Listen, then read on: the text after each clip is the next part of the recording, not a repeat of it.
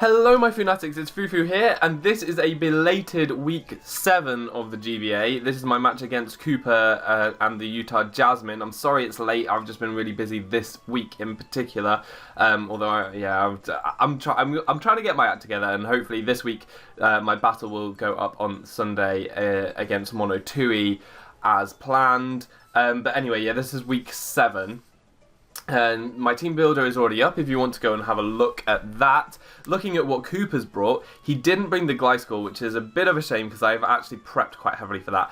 Also, he didn't bring the Clay Doll, which is pretty good because his only method of hazard removal is his Empoleon, which means that he might be getting rid of his own rocks, which would be nice for my Crobat and my Pyro. Pyro is looking really, really nice. There's absolutely nothing that resists my Fire Blast, which is super. Specs Fire Blast will decimate his team. And yeah, that's pretty good. Clefable could be a little bit of an issue. It's a bit annoying because I have got HP Ice on my Klefki for the Gliscor, as opposed to a Flash Cannon or anything like that. I'll just have to try and play around that, see what kind of set it is. But I do have my Electros with Acid Spray for it as well. Other than that, I didn't really think the Sableye would be coming, so that could be a little bit annoying because I'm not really prepped for it, but I should hopefully be able to deal with it. Pyro doesn't mind being Will-O-Wisped, and it should hit pretty hard, so that might be my answer to that. Anyway, I'm going to lead with Electros because it seems to have a very good matchup against the majority of his team. So let's go from there. I was just hoping he wouldn't lead with Gallade. I wouldn't really want to stay in to take a close combat as I wouldn't really be doing too much damage back. It's got very high special defense. But I'm very fortunate in that he leads with Magnezone, and this is why I've got my Electros really, to take on the Magnezone. I'm thinking he's either just going to switch out or Volt Switch, so I'm going to go for a Volt Switch of my own to try and get some momentum here. He actually switches into Clefable, which is a bit unfortunate because my Electros actually deals with Clefable relatively well. Nothing else deals with it very well. When I switch into my Klefki, maybe trying to threaten him out with the Flash Cannon or just see what he wants to do. I'm not going to stay in though because I can't take a Fire Blast very well, and this thing needs to be able to take a hit or two from Staraptor as it's my only switch in. So I'm going to switch back into my Electros. As I say, Electros deals with it relatively well with the Acid Spray. So we'll see what goes on there. He actually does switch out though because he's going into Magnezone. Now I knew that Electros was a good switch in both of these situations, so it was just definitely my best play overall. And I'm going to go for a Flamethrower here because I don't want to Volt Switch in case he goes into Clefable, and if he stays in, he's obviously going to take a lot of damage. Gets a crit. It's not crucial, though it does suck a little bit because the Electros just gets whittled quite quickly. But anyway, I'm just going to go for another Flamethrower. As I say, if he wants to switch into Clefable, that's alright, because the Electros has the Acid Spray to deal with it. Looking at the damage I'm doing to Clefable, it looks to be specially defensive. I'm not doing a ton of damage, really. So it could well be specially defensive, which might be quite tricky to deal with, although I have a lot of physical attackers too. I'm going to go for an Acid Spray here, as he's going to Moonlight up his health.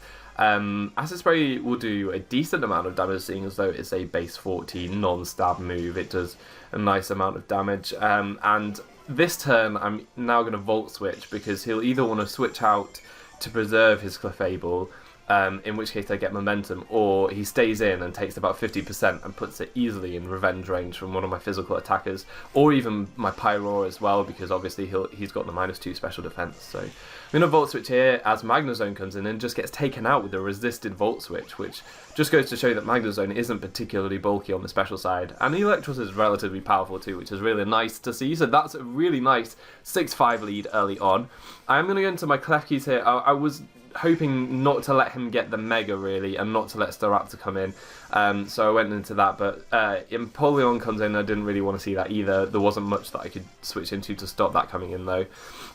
I'm going to switch into my Electros, having to take on the entire team at the moment single-handedly, which is actually managing to do relatively well. It doesn't have to take a Scald as he goes for Rocks, which could be quite annoying for my team.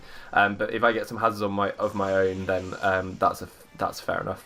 I'm going to go for a Volt Switch here as he goes into Clefable, and I'm going to go back into my Klefki. I couldn't really go for a Flamethrower there against the Empoleon because he could be really powerful. What I'm expecting though, seeing as though this is a specially defensive Clefable, is a defensive Empoleon, maybe with Sugarberry for the EQ on my Crook. Gonna get up a Spike now, hopefully to help whittle the team down, as Clefable does go for Moonblast. I don't want my Klefki to take too many of these because it needs to be able to take hits from Staraptor. So I'm going to switch out here and go into my Electros again, I guess. Yeah, unfortunately with the rocks and the damage that's taken from the crit and the Moonblast, I think it's taken so far, yeah, it's going to kind of be in range of Clefable, 2 Moonblast from Clefable, which is unfortunate. I'm going to get an Acid Spray off, definitely my best play here. We'll see the Moonblast come out, and I think it does about, yeah, just under 50, so yeah, that's definitely it taking me out next turn. But as I say, I'm going to go for an Acid Spray, get the special defense drop, and that means that I've got a number of options to try and revenge it. If I could have gotten another hit off here, that would have been fantastic, but it's not going to be the case, as Clefable is going to take me out. But it's relatively low health, and it's got -2 special defense, which means that it is now time for the threat Pyro to come in. With the Specs, nothing is taking a Fire Blast at this stage. This is especially defensive mon, and it's a -2 special defense. Specs Fire Blast just OHKOs it from this range. Anything else that wants to come in is pretty much OHKO'd, apart from maybe Empoleon, which is 2-hit KO'd. So that's really good for me. He's actually going to opt to switch into Sableye. I'm not sure if this was specially defensive or mixed or something like that, but a Fire Blast from Pyro is actually just going to OHKO it, so that's really nice. This thing is really, really powerful, and Sableye does not have the best special defense. I guess that was probably physically defensive though, but yeah, it's just taken out, which is really great. Empoleon's coming in here. I don't have great switches in now that Electros has gone down. I don't want anything else to take a burn, really. So I'm just going to get massive damage off with a Fire Blast. As we see, this Empoleon is HP invested, but not especially defensive. So I'm thinking it probably is defensive. And I'm going to go into my Crocodile here, because even if it's got the Shuka, I'm pretty confident at this range an EQ is going to take it out. Because I am a powerful Crocodile. I could have gone for Knockoff, but it's like a tiny weeny bit less powerful than Earthquake after the Shuka. So I didn't want to play around with rolls at all. I just wanted to go for my most powerful attack against the Empoleon, and I am able to take it down, which is really, really great. So at this stage, unfortunately, my Pyro has gone down. It would have been a nice thing to help revenge Staraptor if it's not Scarf. Not sure what set it is, as we do actually see it come in now. And I am going to go into my only switch in quotations, which is my Klefki. And I'm pretty convinced at what set it is after I see the damage from this Brave Bird, which is quite horrific, really, because this is a max defense Klefki, and that is just so much damage. So that's a Banded Staraptor. I'm going to go for a T-Wave now, because I can't play around with that threat, and Gallade wouldn't appreciate that either. The only other thing he has to switch in is Clefable. We see the spikes on the Clefable, which means that it is unaware rather than Magic Guard, which is a big shame, because if it was Magic Guard, my Calm Mind Mew beat it very easily, but it's not, and so this could be a bit of an issue, and especially because I don't have Flash Cannon on my Klefki. I prepped for Gliscor over I prepped for Gliscor because it would have been a huge problem if it had come, but he didn't actually bring it, and that's going to bite me a bit, because Flash Cannoning with the Klefki right there would have really been a great way to just deal with this Clefable. He wouldn't have been able to beat me. I would have been doing too much damage. He'd have run out of Moonlights. So my option here is just to go into Mew and to go for a Psyshock, as he goes for a Charge Beam. Because I'm doing physical damage, I'm quite happy that I just want to stay in here and get it into a range where maybe Crook can revenge. But I'm hoping really for maybe a Para, and I get one there, which is really, really great. And I just need a few more of them to take on this Clefable. So yeah, I'm just gonna go for another Psyshock and hope to take out. And I get so close with that critical hit, so close. But no, he manages to get a Moonlight off, so that puts him a little bit higher. right now it feels like I'm just sacking my Mew, and I really, really hope that by doing this I put it in the range of another Pokemon, because if I don't, then I've just wasted my Mew, really. I could have tried to predict when he's going for Moonlight and going to Crook, but if he Moonblasts on a turn when I think he's going for Moonlight and takes out my Crook, then I actually just can't take out this Clefable, so that is a big problem. I have to really hope for some Paras at this stage, because it's not looking too great. I do still have my Crobat in the back, which again can do a lot of damage to this Clefable. It does over half with Brave Bird because it's especially defensive, and Crook also does over half. So between them, they can definitely take out this Clefable.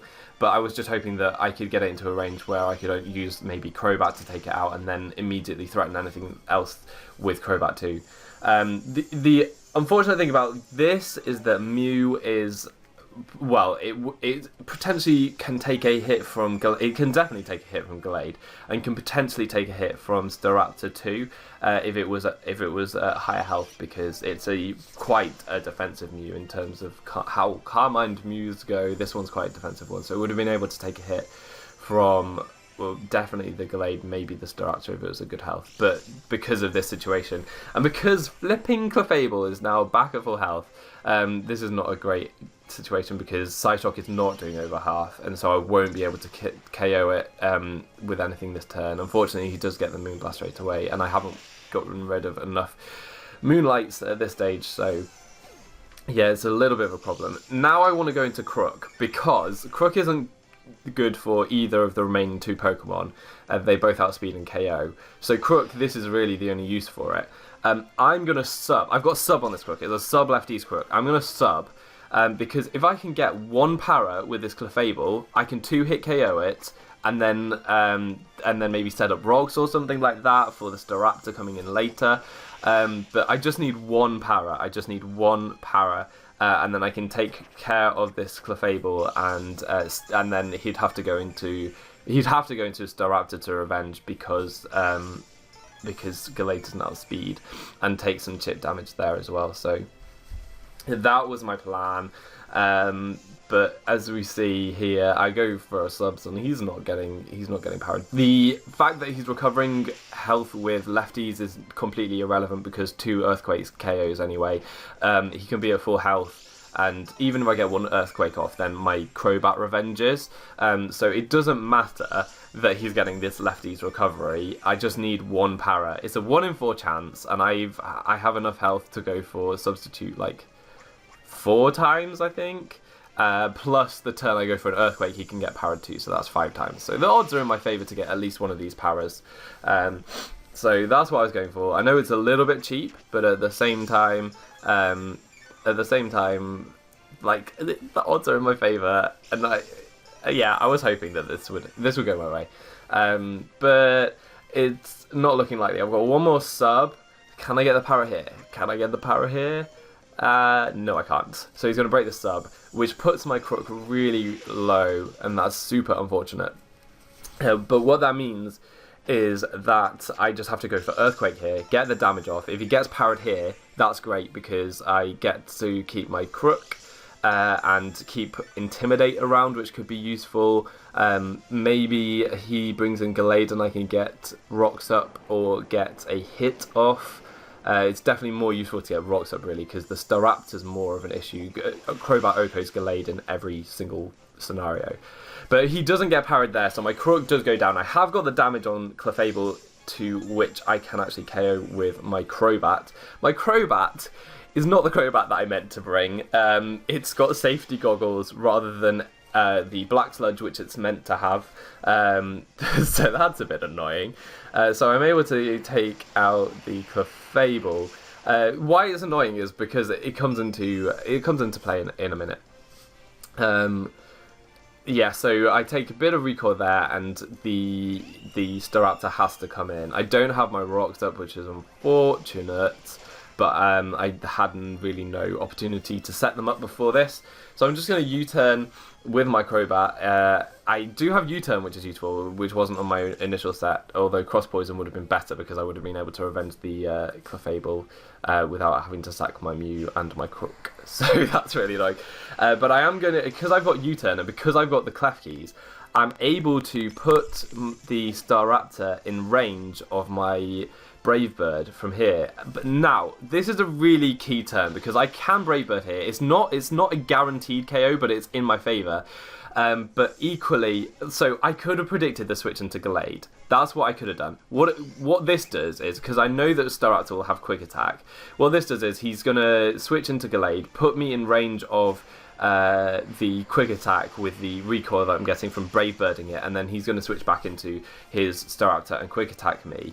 I could have tried to predict the switch to Gallade, but Gallade could equally have had Shadow Sneak, and also, because it's not a guaranteed KO on his Staraptor, he could have just risked the roll with the Staraptor and could have just taken me out there to preserve some differential, and then just Shadow Sneaked me anyway. So in that instance, I just Brave Birded and killed his Gallade, thinking that he might stay in with Staraptor anyway, because both Gallade and Staraptor could have priority.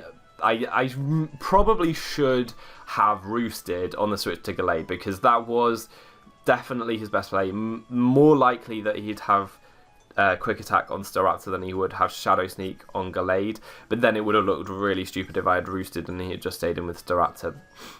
I spoke to Kooper after the match, and he was scared that my bat was banded, but that's because he had just forgotten that I had gone for Brave Bird and then U-turned on the Staraptor as well. So like, it was mind games at the end, and at the end of the day, you can't really predict what your opponent's going to do. He was predicting my banded bat when it wasn't a banded bat, so he thought that I was definitely going to KO his Staraptor at the end there. The fact that I had gone for U-turn the previous turn should have showed him that I'm not banded, because I didn't need to go for a U-turn to KO if I was banded. I could have just gone for 2 banded Brave Birds and won the match.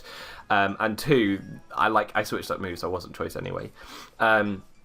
So yeah, I can't play around that. I'm not sure if his Gallade did have Shadow Sneak. It probably didn't, but to be fair, with my team, with like Mew that could potentially have Sucker Punch, and especially with Bayonet can have Prankster, Destiny Bond, and also Shadow Sneak and things of its own that does a lot of damage to Gallade.